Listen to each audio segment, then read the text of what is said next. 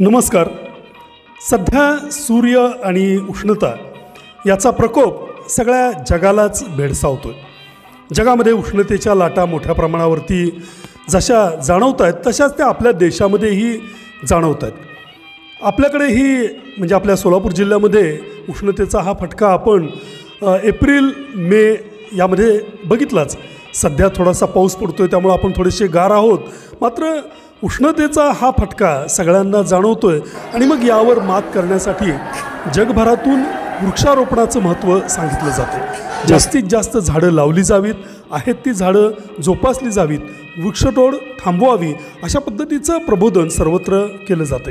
यामध्ये शासनाबरोबरच काही सामाजिक संस्थाही सहभागी आहेत. बेलस्टार फायनान्स ही कंपनीसुद्धा या बाबतीत सध्या पुढाकार घेताना दिसून येते आणि त्यांच्या माध्यमातून बचत गटामधील महिलांना, सदस्यांना वृक्षाची रोपं दिली जात आहेत.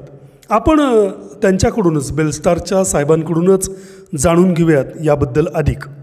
नमस्कार, माझं नाव इक्बाल शेख आहे. मी बेलस्टार मायक्रो फायनान्समधून रिजनल मॅनेजमेंट काम करतो आहे पंढरपूर रिजनमध्ये.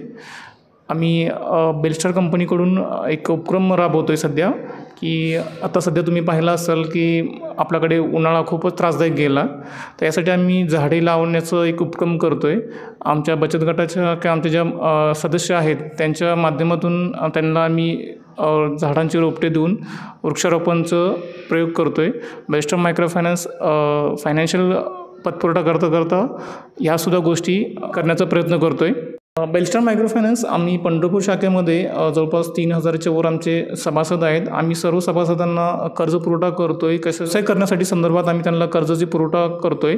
त्यासोबतच आम्ही एक सामाजिक उपक्रमसुद्धा राबवतो आहे, की सध्या या पर्जन्याचं जो वातावरण बदललं होतं त्याच्यासाठी आम्ही वृक्षारोपणाचं पण एक नियोजन केलेलं आहे.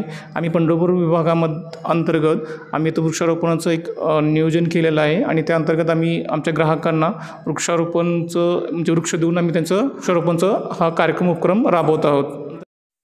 तर बेलस्टारच्या या सामाजिक उपक्रमाबद्दल आत्ता आपण जाणून घेतलं. या पद्धतीचे उपक्रम आपण सर्वांनीच राबवण्याची गरज आहे आणि बरेच जण राबवत सुद्धा आहेत. ते नेटानं पुढे नेऊयात आणि पृथ्वीचं त्रासापासून, उष्णतेपासून, इतर काही घडामोडींपासून रक्षण करूयात.